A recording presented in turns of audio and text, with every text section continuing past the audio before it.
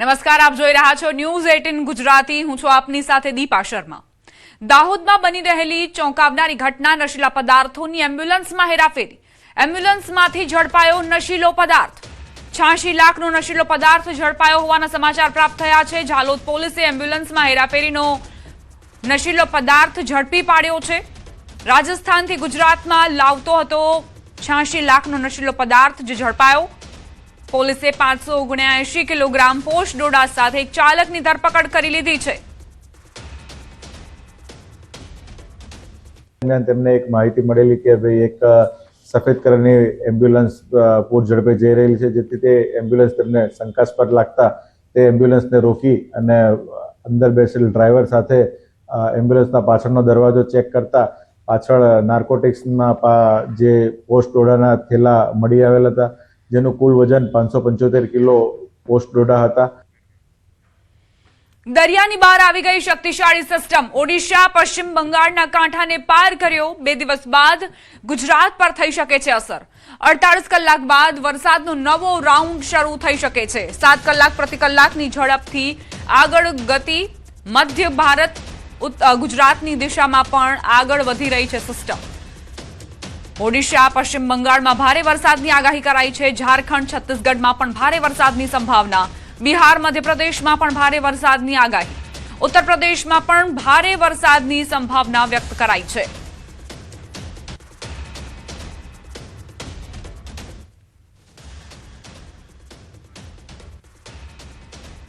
ગુજરાતને લઈને હવામાન વિભાગની આગાહી. આગામી 7 દિવસ વરસાદની આગાહી કરાઈ છે. આજે પંચમહાલ, છોટાઉદેપુર, નર્મદામાં યલો એલર્ટ અપાયું છે. 30 જુલાઈથી ફરી વરસાદનું જોર વધશે. દક્ષિણ ગુજરાતમાં ભારેથી અતિભારે વરસાદની સંભાવના વ્યક્ત કરાઈ છે.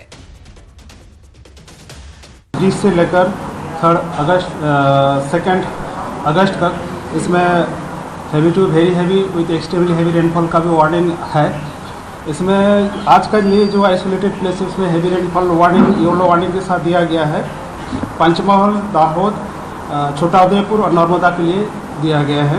तो 30 जुलाई को हमारा जो रेनफॉल एक्टिविटी है बढ़ने का संभावना रहेगा.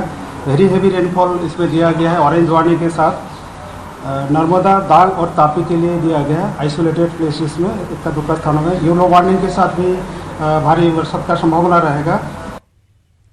31 જુલાઈએ પણ અત્યંત ભારે વરસાદની આગાહી કરાઈ છે. દક્ષિણ ગુજરાતમાં અતિ ભારે વરસાદની આગાહી છે. સૌરાષ્ટ્ર, મધ્ય પૂર્વ ગુજરાતમાં ભારે વરસાદની આગાહી.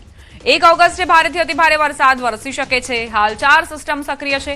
Deep depression, monsoon trough, upper air cyclonic circulation, western disturbance सक्रिय છે. और सौराष्ट्र कच्छ में जो हेवी रेनफॉल का वार्निंग दिया गया है डे 4 में 31 जुलाई को. इसमें जो डिस्ट्रिक्ट आ रहा है सुरेंद्रनगर, राजकोट, अमरेली और मोरबी के लिए दिया, मोरबी और बोटाड के लिए दिया गया है. ये बारिश का स्थिति वेरी हैवी रेनफॉल का स्थिति गुजरात रीजन में 2 अगस्त तक चलता रहेगा. इस 30 जुलाई से लेकर आपका 1 अगस्त तक मछुआरे भाई के लिए वार्निंग है. स्क्वाली वेदर के साथ जो स्पीड रहेगा पवन का, जो गति रहेगा 40 से 50 किलोमीटर प्रति घंटा. गस्टिंग जो स्पीड रहेगा 60 किलोमीटर प्रति घंटा होने का संभावना है. આગામી 48 કલાકમાં ગુજરાતના કેટલાક ભાગોમાં વરસાદ. હવામાન નિષ્ણાંત અંબાલાલ પટેલની વધુ એક આગાહી. પંચમહાલ, વડોદરા, મહીસાગરમાં વરસાદી ઝાપટાની આગાહી કરાઈ છે. સૌરાષ્ટ્રના ભાગોમાં વરસાદ વરસશે. આગામી 48 કલાકમાં ગુજરાતના વિવિધ ભાગોમાં હળવા વરસાદ ઝાપટા પડવાની શક્યતા છે. પંચમહાલના ભાગો, મહીસાગરના ભાગોમાં પણ હળવા ભારે વરસાદ, હળવા ક્યાંક વધુ વરસાદી ઝાપટા પડવાની શક્યતા છે. દેશમાં 4 થી 5 સિસ્ટમ સક્રિય છે. ગુજરાતના ભાગોમાં ઓગસ્ટમાં મજબૂત વહન થશે. દક્ષિણ ગુજરાતમાં 5 થી 14 ઓગસ્ટમાં વરસાદની સંભાવના. તાપી નદીના જળસ્તરમાં વધારો થશે. 4 થી 5 સિસ્ટમ દેશમાં સક્રિય થતા બંગાળ ઉપસાગરની સિસ્ટમ મજબૂત થતા ત્યાંનો માર્ગ ગુજરાત તરફ આવતા અને મધ્યપ્રદેશના ભાગોમાં આવતા મધ્યપ્રદેશના ભાગોમાં ભારેથી અતિ ભારે વરસાદ થવાની શક્યતા રહી. દક્ષિણ ગુજરાતના ભાગોમાં 5 ઓગસ્ટથી લઈને 14 ઓગસ્ટ વચ્ચે ભારેથી અતિ ભારે વરસાદ થવાની શક્યતા રહેતા તાપી નદીનું જળસ્તર વધી શકે.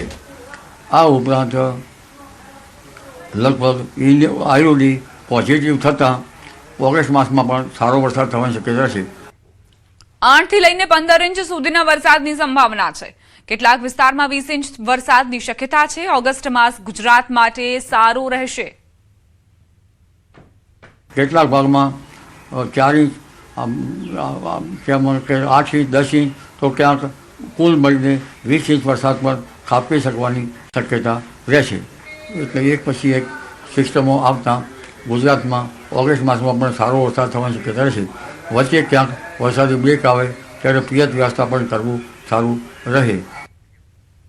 બંગાળની ખાડીમાં સક્રિય થયેલું ડિપ્રેશન હવે ગુજરાત તરફ આગળ વધી રહ્યું છે, જેના કારણે રાજ્યમાં ભારે વરસાદની સ્થિતિ સર્જાવાની શક્યતા છે. હવામાન નિષ્ણાંતોના અનુમાન મુજબ 31 જુલાઈ અને 1 ઓગસ્ટ દરમિયાન ગુજરાતના અનેક વિસ્તારોમાં ભારેથી અતિભારે વરસાદ વરસી શકે છે. 1 ઓગસ્ટે કેટલાક વિસ્તારોમાં 10 થી 12 ઇંચ સુધી વરસાદ પડવાની સંભાવના. આવનારા દિવસોમાં એટલે 30, 31, પહેલી ને બીજી એટલે 30 તારીખે એ સિસ્ટમ આપણા ગુજરાત તરફ પ્રયાણ કરશે અને 31 તારીખથી એની જે બી અસર જે શરૂઆત થશે એટલે સૌ પ્રથમ 31મી જુલાઈના આપણને પંચમહાલ, દાહોદ, પછી દક્ષિણ ગુજરાતના વિસ્તારો, મધ્ય ગુજરાતના વિસ્તારો અને ઉત્તર ગુજરાત વિસ્તારોમાં વરસાદની શરૂઆત થઈ જશે. પહેલા દિવસથી ભારે વરસાદ નહીં થાય, બટ 31મી જુલાઈમાં ભારે વરસાદ થવાની સંભાવના પંચમહાલ ડિસ્ટ્રિક્ટ અને દક્ષિણ ગુજરાતમાં છે. 1 ઓગસ્ટ એ આપણા આખા ગુજરાત માટે કહેવાય કે પાછું જે આપણે લાસ્ટ વીકમાં જે જોયું એવી મતલબ સ્થિતિ પૂરી ગુજરાતની અંદર બની શકે તેમ છે. કારણ કે આ જે સિસ્ટમ ડિપ્રેશન જે છે એટલું સક્રિય છે અને એટલું એક્ટિવ છે કે જેની અંદર આપણે ગુજરાતના તમામ જિલ્લાઓ, તમામ તાલુકામાં વરસાદ જોવા મળશે. જે પણ તાલુકા બાકી રહી ગયા છે, જે પણ જિલ્લા બાકી રહી ગયા છે, એમાં પણ આપણે વરસાદ જોવા મળશે. 1 ઓગસ્ટે કેટલાક વિસ્તારોમાં 10 થી 12 ઇંચ સુધી વરસાદ પડવાની શક્યતા છે અને સમગ્ર રાજ્યમાં સાર્વત્રિક વરસાદની આગાહી કરાઈ છે. અમદાવાદમાં પણ 31 જુલાઈ અને 1 ઓગસ્ટે ભારેથી અતિભારે વરસાદ પડી શકે છે. દક્ષિણ ગુજરાતમાં ફરી ભારે વરસાદ તબાહી મચાવી શકે છે. સૌરાષ્ટ્રને પણ બીજો રાઉન્ડ ધમરોડી શકે છે. તાલુકા અને જિલ્લા વાઇઝ વાત કરીએ કે કેટલો વરસાદ ક્યાં કેટલો વરસાદ પડશે તો આપણે 1 ઓગસ્ટમાં સૌથી વધારે જે ડેન્જર ઝોનની અંદર છે એ દક્ષિણ ગુજરાતના તમામ વિસ્તારમાં સુરત છે, વાપી છે, વલસાડ છે, નવસારી છે. મધ્ય ગુજરાતમાં અમદાવાદ, આણંદ, ખેડા, ગાંધીનગર એ પણ છે અને ઉત્તર ગુજરાતમાં કહેવાય મહેસાણા છે, પાટણ છે, બનાસકાંઠા, સાબરકાંઠા છે. એની સાથે સાથે આ વખતે નવા જિલ્લા હું જોડું છું, જેમાં જે રાજકોટ છે, સૌરાષ્ટ્રની અંદરમાં રાજકોટ છે, ભાવનગર છે, બોટાદ છે અને દ્વારકા છે. છતાં કચ્છની અંદર પણ ભુજ, ભચાઉ, રાપર આ બધા અંદર ભારેથી અતિ ભારે વરસાદ થવાની પૂરેપૂરી સંભાવના 1 ઓગસ્ટના દિવસે છે. સુપર અલ્નિનોના વર્ષોમાં ચોમાસાનો સમયગાળો સામાન્ય કરતા ટૂંકો હોય છે, તેથી અંદાજે આ વર્ષે ચોમાસું 45 દિવસનું રહેવાની શક્યતા છે. ક્યાંક કોઈક એવા તાલુકા અને જિલ્લા થોડાક રહી જાય, બટ સાર્વત્રિક વરસાદ 85-90% આપણે ગુજરાતમાં જોવા મળશે. એટલે આ સુપર અલ્નિનો પેટર્ન જ એવી છે કે વરસાદનો સમય એટલે દિવસો બહુ ઓછા હોય, એટલે 40 થી 45 દિવસનું ચોમાસું એક્ઝેક્ટલી સુપર અલ્નિનોમાં કહેવાય. ને એ 45 દિવસમાં એના 2 થી 3 રાઉન્ડ ઉપરા છાપરી પડી જતા હોય છે, જેના કારણે આપણે ક્યાંક વરસાદ ધાર્યો ના વધારે પડી જાય અને ક્યાંક વરસાદ બિલકુલ જોવા નથી મળતો. એટલે આવનારા દિવસોમાં આ સુપર અલ્નિનો ઇફેક્ટના કારણે આપણે ગુજરાતના કોઈ એવા જિલ્લા કે તાલુકા રહેશે નહીં કે વરસાદ જોવા નહીં મળે. પણ આ એવું કહી શકાય કે ક્યાંક કોઈક વાવણી લાયક કે કોઈક મતલબ ખેતી લાયક એમને જે એક્સપેક્ટેશન હોય એટલો વરસાદ પડવાની સંભાવના કોઈક એવા 10 કે 15% ગુજરાતના જિલ્લા કે તાલુકામાં જોવા નહીં મળે. દક્ષિણ ગુજરાતમાં અને મધ્ય ગુજરાતમાં અને ઉત્તર ગુજરાતમાં કોઈક એવા જિલ્લામાં 10 ઇંચથી 15 ઇંચ સુધીનો વરસાદ પડવાની પૂરેપૂરી 100% સંભાવના છે. કારણ કે જે આ વખતનું જે એનો જે મતલબ સ્ફિયર ઝોન છે, જે બધા એની એક્ટિવનેસની જે એની એક્ટિવિટી જે એક ક્લાઉડ ફોર્મેશનની એ બહુ પ્રબળ છે. આમ 31 જુલાઈથી 4 ઓગસ્ટમાં વરસાદના બીજા રાઉન્ડની ભારે અસર જોવા મળશે. ઉત્તર અને મધ્ય ગુજરાતમાં પણ ભારેથી અતિભારે વરસાદ થવાની સંભાવના છે. 3 ઓગસ્ટ એટલે એમાં પણ આપણે આખા ગુજરાતમાં સાર્વત્રિક વરસાદ જોવા મળશે, પણ ક્યાંક કોઈ જગ્યાએ અમુક જિલ્લાને બાદ કરીને ભારે વરસાદ જોવા મળશે, બાકીના જિલ્લાઓમાં આપણે છૂટાછવાયા વરસાદ જોવા મળશે.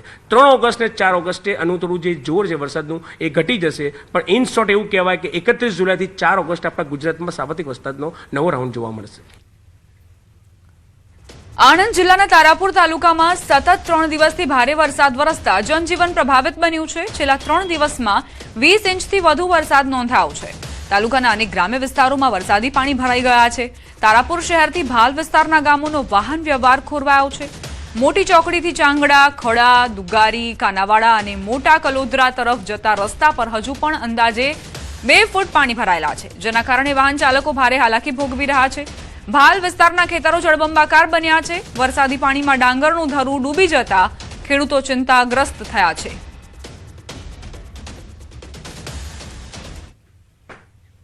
અરવલ્લી જિલ્લામાં અત્યાર સુધીમાં ખેતી લાયક વરસાદ તો થયો છે, પરંતુ સામાન્ય વરસાદના કારણે હજી સુધી જિલ્લાના જળાશયોમાં નવા નીરની આવક નથી થઈ. ઉપરાંત નદી નાળા પણ વહેતા થયા નથી, જેથી ખેડૂતોમાં એક તરફ ખુશી તો બીજી તરફ આગામી સિઝનની ખેતી માટે ચિંતાના વાદળો ઘેરાયા છે. ગત વર્ષે આ સમયે જિલ્લાના બધા જ જળાશયો ઓવરફ્લો થઈ ગયા હતા, પરંતુ આ વર્ષે વરસાદ બાદ પણ જળાશયો નવા નીર ન આવતા નદી નાળા અને કુવા બોરના જળસ્તર ઊંચા નથી આવ્યા, જેને પગલે ખેડૂતો ચિંતિત બન્યા છે. ત્યારે ખેતી લાયક વરસાદથી એક તરફ ખેડૂતોમાં ખુશી, જ્યારે બીજી તરફ જળાશયો ન ભરાતા ખેડૂતોમાં ચિંતાના માહોલ જોવા મળી રહ્યો છે. શિયાળુ પાક માટે જે ડેમો મેસવો ડેમ છે, માજુમ ડેમ છે, એ ફૂલ નહીં ભરાય અને નદી વહેતી નહીં થાય તો કૂવાના તળ નીચે જતા રહેશે અને કૂવાની આવક નદી વહેતી નહીં થાય તો કૂવાઓ સુકાઈ જશે અને શિયાળુ પાક નિષ્ફળ જશે.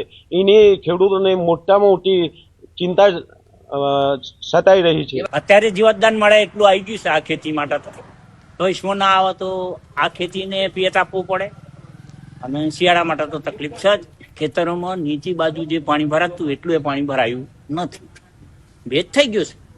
પાણીની તકલીફ ભવિષ્ય માટે રહેવાની. એક પણ જળાશયમાં પાણી ભરાયું નથી. અમદાવાદથી સમાચાર. સાણંદમાં ઉમિયા માતાના મંદિરમાં થયેલ ચોરીનો મામલો. સાણંદ પોલીસે 5 આરોપીની ધરપકડ કરી. ગૂગલ મેપથી ચોરીનું પ્લાનિંગ કર્યાનો ખુલાસો થયો છે. રાજસ્થાનના 2 ભાઈ માસ્ટર માઇન્ડ હતા. ચોરી બાદ 10,000નો ચડાવો કરવાની માનતા પૂરી કરી. ઈશાનપુરમાં ટાયર ચોરીનું પણ કાવતરું ઘડ્યું હતું. આ આરોપીઓને આપ જોઈ રહ્યા છો. રાજસ્થાનના 2 માસ્ટર માઇન્ડ હોવાનો ખુલાસો થયો છે. ચોરી બાદ 10,000નો ચડાવો કરવાની માનતા પૂરી કરી હતી. આ વિચિત્ર માનતા તેમણે રાખી હતી. ગૂગલ મેપથી ચોરીનું પ્લાનિંગ કર્યું, આખું કારસ્તાન ઘડ્યું અને ત્યારબાદ ચોરીને અંજામ આપ્યો. एक मोबाइल नंबर ट्रेस करता ईशनपुर बाजू एमनी लोकेशन आती थी और એ જગ્યા પહોંચતા ત્યાં એક કિશન નામનો એક શખ્સ ત્યાં ઝડપાયો હતો. એના ફોનમાંથી અમે આ જે ચાંદીના છત્તર અને એ જે મૂર્તિ હતી એ મૂર્તિની ફોટા એના ફોનથી રિકવર કરવામાં આવી હતી. જે ગેંગ હતી, આ ગેંગની જો મુખ્ય જે લીડર હતો લક્ષ્મણ ગુજર કરીને હતો, જે ભીલવાડાનો રહેવાસી છે રાજસ્થાનનો. બધી ઇન્સ્ટાગ્રામ ઉપર જોઈને બધી પ્લાનિંગ કરી હતી और એની પ્લાનિંગમાં ખરેખર ગૂગલ મેપ મેં કોણ ક્યાં ઊભો રહેશે આ તમામની પ્લાનિંગ કરીને એને સ્ક્રીન રેકોર્ડ કરીને તમામ ગ્રુપ મેમ્બરને મોકલ્યા હતા.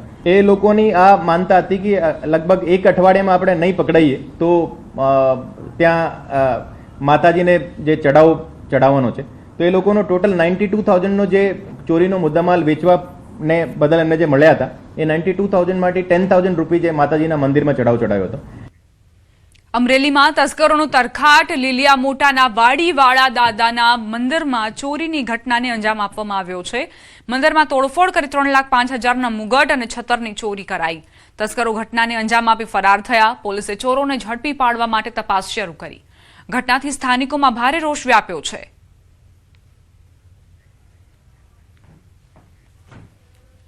મહત્વપૂર્ણ સમાચાર પ્રાપ્ત થઈ રહ્યા છે. પાટણ નગરપાલિકા પ્રમુખની ઓફિસમાં ચીફ ઓફિસરની દાદાગીરીનો મામલો. ચીફ ઓફિસર હિરલબેન ઠાકર સામે પોલીસ ફરિયાદ નોંધાઈ. ચીફ ઓફિસરે અરજદાર સાથે દાદાગીરી અને અશોભનીય વર્તન કર્યું હતું. અરજદાર હિતેશ દેસાઈ પાટણ જિલ્લા કોંગ્રેસ પ્રમુખ ઘેમરભાઈ દેસાઈના પુત્ર છે.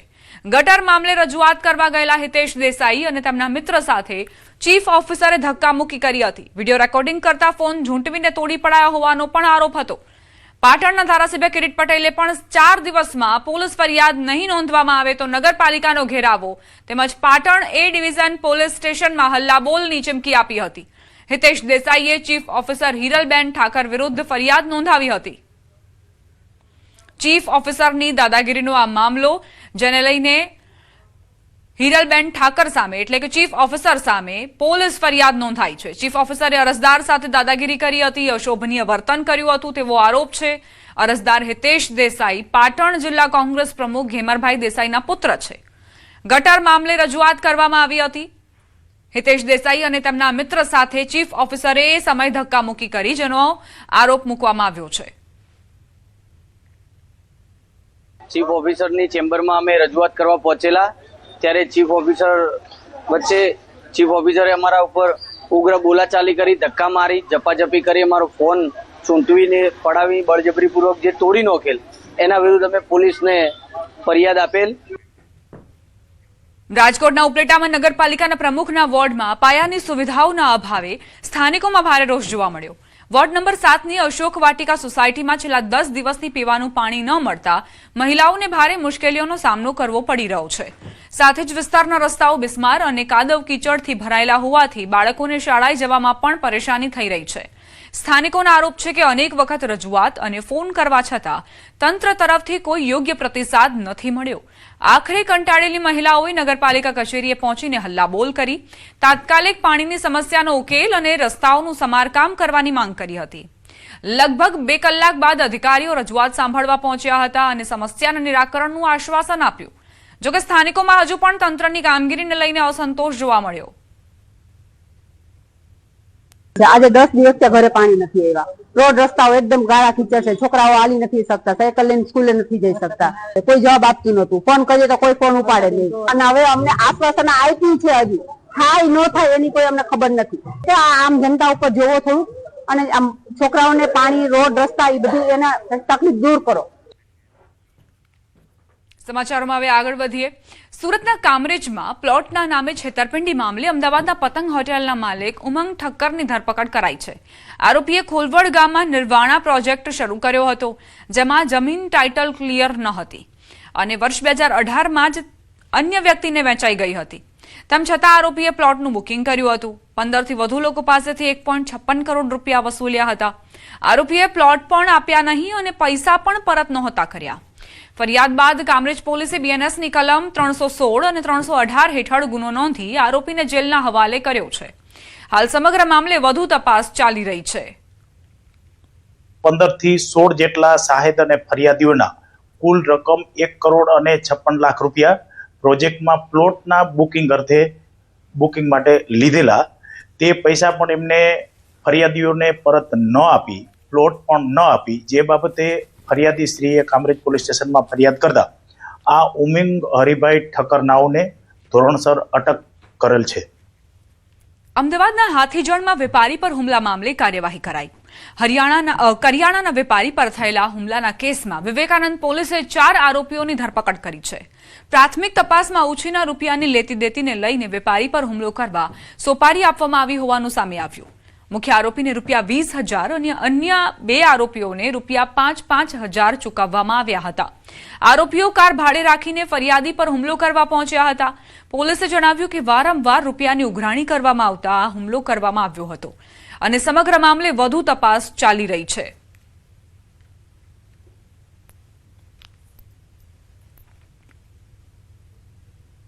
હુમલો કરવાનો પાછળનો જે મુખ્ય કારણ હતો કે આ જે ભોગ બનનાર જે છે, ભોગ બનનાર જે મુખ્ય આરોપી છે એમને 4 લાખ રૂપિયા હાથ ઉંચીના આપ્યા હતા.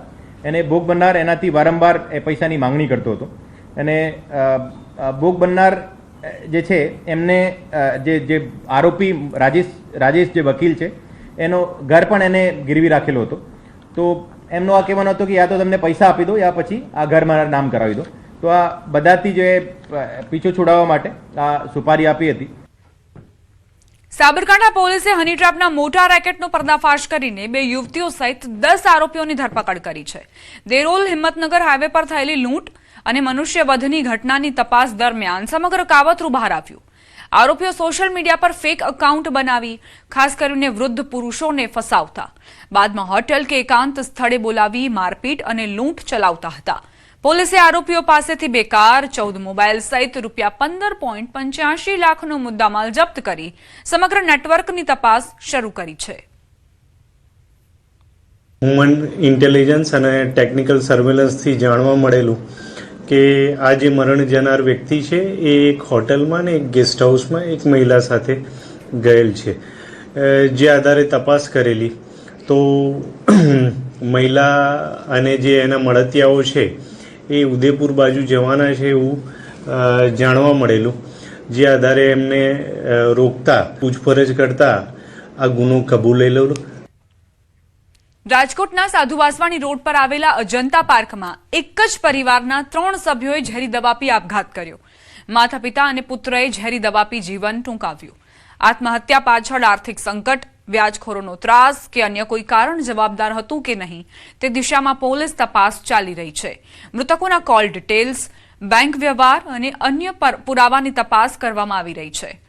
હાલ સુધી કોઈ સુસાઇડ નોટ નથી મળી, જેના કારણે સમગ્ર ઘટનાનું સાચું કારણ પોલીસ તપાસ બાદ જ સ્પષ્ટ થશે.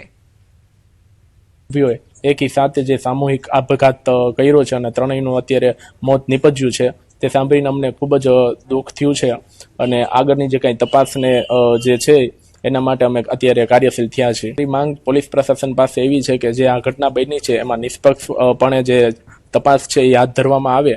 પ્રાથમિક તપાસમાં એવું જાણવા મળે છે કે આર્થિક ભેંસના લીધે અને વ્યાજખોરોના ત્રાસના લીધે આ પગલું ભરવામાં આવ્યું. અમારી અત્યારે માંગ એવી છે, અત્યારે મૃતદેહોને પોસ્ટમોર્ટમ અર્થે લઈ આવેલા છે.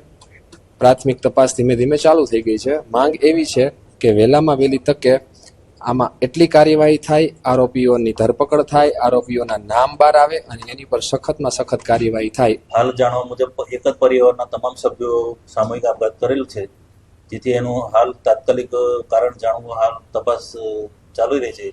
એમાં એમનો દીકરો જે નિશિત છે એ નિશિતના હાલમાં શું એ પોતે કોની કયા ધંધા સાથે સંકળાયેલો હતો, તેના મિત્રો કોણ હતા, શું હતા, એ બાબતની હાલ તપાસ પોલીસ દ્વારા કરવામાં આવી રહી છે.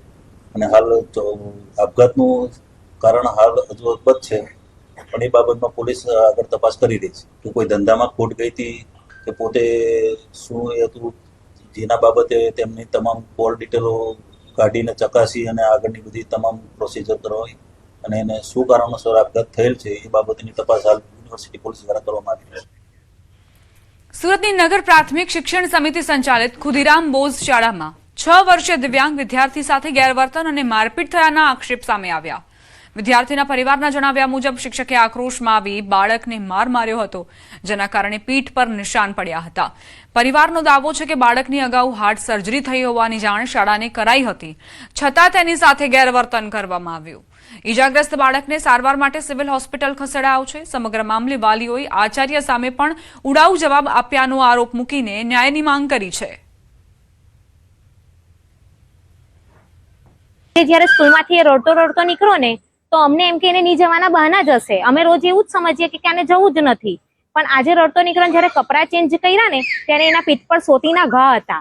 તો અમે સ્કૂલમાં પાછા એને લઈ ગયા કે આ ટીચર આ છોકરાને આવી રીતે માર્યું. તો ટીચર પ્રિન્સિપલે એવું કીધું કે અત્યારે તો ટીચરો બધા નીકળી ગયા અને ટીચર રજા પર છે ને તો એક ટીચર 3 ક્લાસ સંભાળે છે. આવું કારણ જણાવ્યું અમને. તમે કાલે આવજો, ટીચર આવે ત્યારે. સોટીથી મારેલું છે, લોહી જામેલું છે એને. એ 2 કલાકથી આ ગળ પર સતત રડતો હતો, તો અમે એને હોસ્પિટલ લઈને આવ્યા બતાવવા. ગુજરાત આયુર્વેદ યુનિવર્સિટીમાં BAMS 3જા વર્ષના શલ્યતંત્ર 1નું પેપર લીક થયાના મામલે વિવાદ વધુ વકર્યો છે. આ મુદ્દે in-charge vice chancellor doctor Naresh Kumar જૈને ન્યૂઝ 18 ગુજરાતી સમક્ષ નિવેદન આપ્યું. વિદ્યાર્થી સંગઠનોના વિરોધ બાદ સમગ્ર મામલે તપાસ શરૂ કરવામાં આવી. જવાબદારો સામે કાર્યવાહી હાથ ધરવામાં આવશે. આ ગુજરાત આયુર્વેદ યુનિવર્સિટીનું પેપર છે તે ફૂટ્યું છે. શલ્યતંત્ર 1નું પેપર જે ફૂટ્યું છે, જે વોટ્સએપમાં આખી ચેટ વાયરલ થઈ ત્યારબાદ જે પ્રકારે ઉહાપો છે, વિદ્યાર્થી સંગઠનોએ પણ ધોષ બોલાવી છે, વીસીનું રાજીનામું પણ માંગ્યું છે. ત્યારે ઇન્ચાર્જ વીસી નરેશ જૈનજી આપણી સાથે છે. સર, આખો જે આ મામલો છે પેપર લીકનો, તેના મુદ્દે હાલ જે વિદ્યાર્થી સંગઠનો દ્વારા રજૂઆત પણ કરવામાં આવી છે, આપના રાજીનામા સુધીની વાત આવી ગઈ. આખા આ ગંભીર પ્રશ્ને આપના દ્વારા શું પગલાં લેવાઈ રહ્યા છે? સાહેબ, આ વિશે મારે એટલું કહેવાનું છે કે વિદ્યાર્થીઓના વોટ્સએપમાં જ્યારે પેપર સાથે સરખામણી કરતા ટોપિક મળ્યા તો એ પેપર પૂરા થયા બાદ અમે જાણમાં આવી છે અમારા સ્કોડ દ્વારા, અને સ્કોડ મેમ્બર દ્વારા જ્યારે યુનિવર્સિટીને જાણ કરવામાં આવી, યુનિવર્સિટી દ્વારા જે છે 2 જ રીતે એના ઉપર કાર્યવાહી હાથ ધરવામાં આવી છે, જેની અંદર યુનિવર્સિટીના સ્તરે પણ એક કમિટીને બનાવીને તપાસ સોંપવામાં આવી છે. અને એની અંદર હું જે આપને કહું છું કે તપાસનું વિશે શું કામ છે કે એની અંદર કેટલા વિદ્યાર્થીઓ અથવા ટીચર અથવા કર્મચારી અધિકારી ઇન્વોલ્વ છે એ ખાતરી થયા બાદ જ એ ડિસિઝન લેવામાં આવશે કે એક્ઝામ ફરીથી લેવાશે અથવા જેટલા વિદ્યાર્થીઓ 2, 5, 7, 10 વિદ્યાર્થીઓ હોય તો એનું રિઝલ્ટ અટકાવવામાં આવશે, એને ફરીથી એક્ઝામ આપવાની ફરજ પડશે. એવું કંઈ અમે યુનિવર્સિટીના રૂલ્સ રેગ્યુલેશન મુજબ અને એક્ટના અનુસંધાને અમે આગળની કાર્યવાહી કરશું. સાહેબ, એ તમે 15 દિવસની અંદર બધી જાણ થઈ જશે. આ હતા નરેશ જૈન, જે ઇન્ચાર્જ કુલપતિ છે. તેમનું કહેવું છે કે 15 દિવસની અંદર દૂધનું દૂધ અને પાણીનું પાણી થઈ જશે. પરંતુ જે પ્રકારે સવાલો ઉદ્ભવી રહ્યા છે કે જે પરીક્ષા છે તે નિષ્પક્ષ લેવાવી જોઈએ અને તેમાં જે પેપર લીક થયું છે એ પેપર લીક થયું છે કે કેમ, તેના જે સવાલો છે તે સવાલોના ઘેરામાંથી કુલપતિએ પણ એવું કહ્યું છે કે કોઈ પણ નિર્દોષ ન હટાઈ જાય અને જે ગુનેગાર છે તેને છોડવામાં નહીં આવે. પરંતુ જોવાનું એ રહ્યું કે નિર્દોષ ને દંડવામાં નહીં આવે કે પછી કોઈને આમાં જે સંડોવણી નથી તેવા લોકોને પણ આટી લેવામાં આવે છે અને જે જવાબદારો છે તેમને બચાવી લેવામાં આવે છે કે પછી જવાબદારો સામે કાર્યવાહી થઈ છે તે આગામી તપાસના અંતે જ સામે આવશે અને જે પ્રકારનું આગામી જે પગલું હશે એ પગલું જ બતાવશે. કિંજલ કારસરિયા, ન્યૂઝ 18 ગુજરાતી, જામનગર.